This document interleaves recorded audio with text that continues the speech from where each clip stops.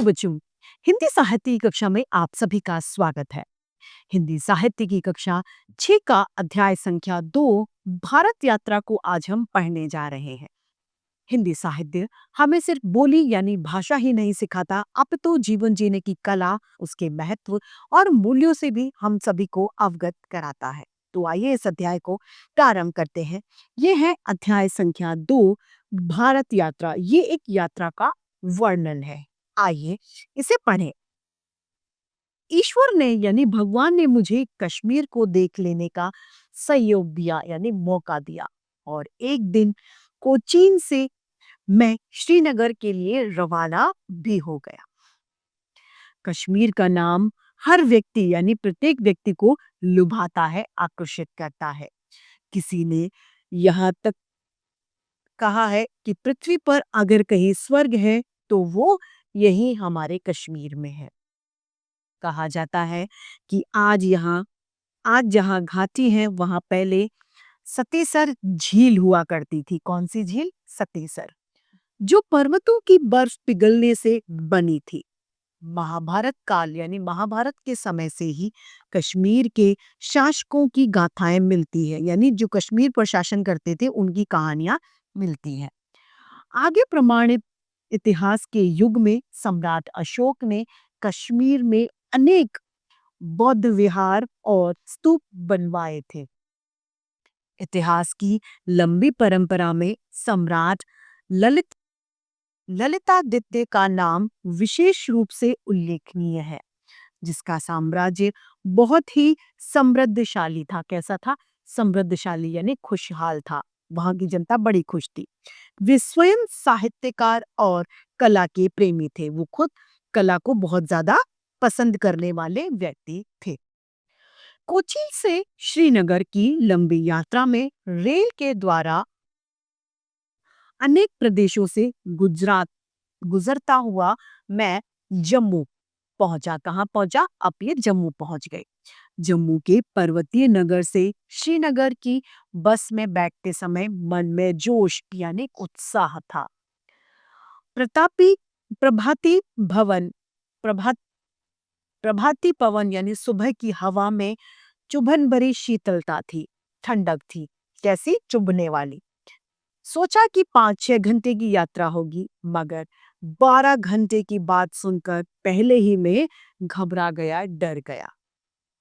जब सुना कि एक ही चालक पूरे 12 घंटे चलाएगा तो और भी शक पकाया कि एक ही ड्राइवर लगातार 12 घंटे तक कैसे ड्राइव करेगा, तो और डरा।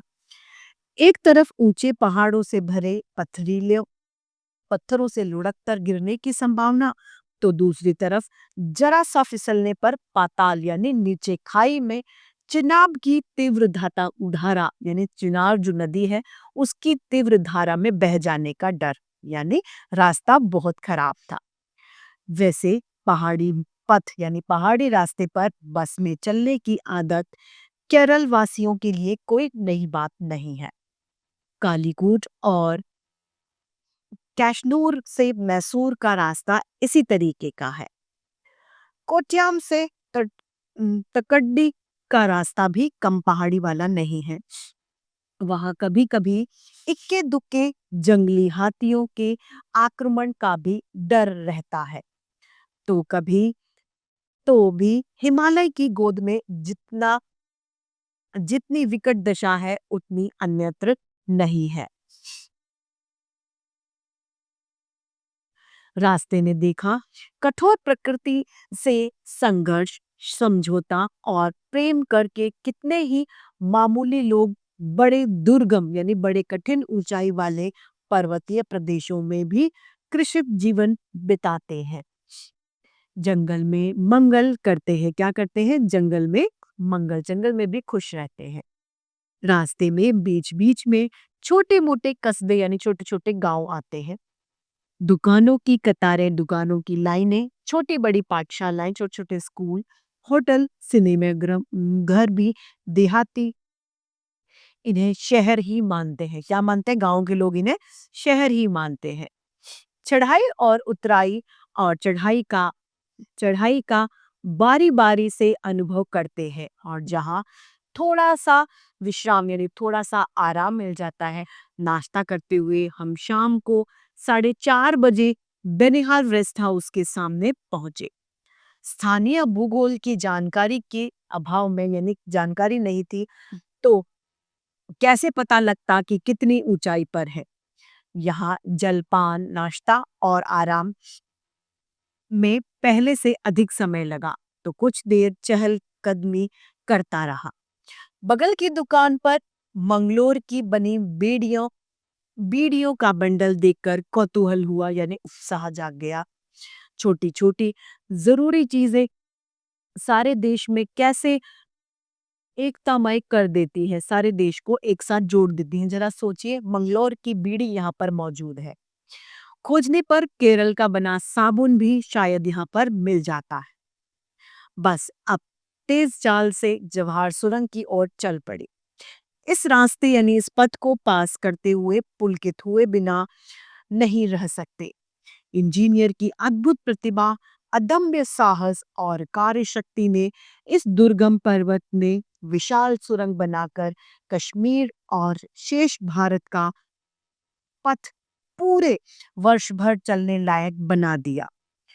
प्रकाश धारा बहती, सीटी बजाती बस सुरंग से आगे बढ़ रही थी। रोमांचकारी दृश्य था। मानव शक्ति से यंत्र शक्ति की श्रेष्ठता को मानते हुए हम आगे बढ़ रहे थे।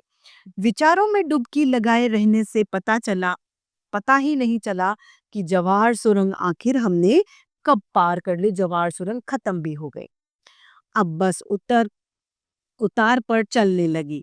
नए समतल स्थान काजीगुंड में पहुंची। कहाँ पहुंची? काजीगुंड में। काजीगुंड के काजीकुंड से श्रीनगर की यात्रा समतल यानी प्लेन थी, इसीलिए बड़ी तेजी रही।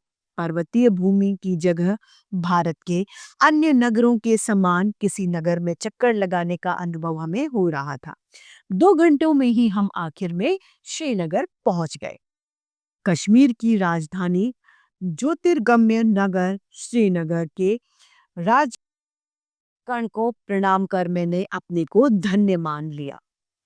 वर्षों यानी सालों की इच्छा अभिलाषा जब किसी दिन सफल होती है, तब वह आनंद केवल अनुभव से ही जाना जा सकता है। जो इच्छा अपनी पूरी होती है वो सिर्फ आप अपने मन में ही जानते हैं कि हमें कितनी खुशी हो रही है। बर्फ और केसर के नगर में कदम रखने पर मेरी पहली मानसिक प्रक्रिया इस सुयोग पर भगवान को धन्यवाद देना था। यानी यहाँ पर बर्फ थी और केसर का वहां पे खजाना है। ऐसे सुंदर नगरी में जब इन्होंने प्रवेश किया, अपना कदम रखा, तो इन्होंने भगवान को धन्यवाद दिया। साफ सुंदर पर्यटक केंद्र के सामने स्वच्छ सड़कें और छोटे बड़े हरे मैदान बड़े ही मनमोहक लग रहे थे, बड़े अच्छे लग रहे थे। नगर के बीच में बहती हुई झेलम, जगह जगह उसे पार कराने वाले बहुत सारे पुल थे, जिन्हें कदम कहते हैं। छोटे छोटे पुल हैं जिन्हें क्या कहते हैं? कदम दिखाई दिए। पहले स्त्री पुरुषों का लंबा कश्मीरी चोगा, ऊनी कपड़े, पगड़ी, टोपी आदि देखते समय अनावश्यक लगते थे कि नहीं, इनकी जरूरत नहीं है। मगर इस भूभाग की जलवायु का प्रत्यक्ष अनुभव करने से इनकी जरूरत प्रमाणित हो गई कि हाँ, यहाँ पर इनकी जरूरत होती है। कांगड़ी की आवश्यकता भी विदित हुई। कांगड़ी जो ऊपर से चोगा पहना जाता है वह कांगड़ी है। सहज कौतूहल के कारण, अपनी जिज्ञासा के कारण कश्मीर की भाषाओं के बारे में प्रश्न करने पर पता चला कि बोलियां कई प्रकार की हैं, पर श्रीनगर में मुख्य रूप से कश्मीरी या उर्दू भाषा बोली जाती है। श्री शंकराचार्य पहाड़ी श्रीनगर का सबसे ऊंचा स्थान है, सबसे ऊंची जगह है। यह मठ बहुत पुराना है और जनश्रुति यानी लोगों के कहे अनुसार यहाँ का मंदिर पांडव वंश के राजाओं के द्वारा बनवाया गया है।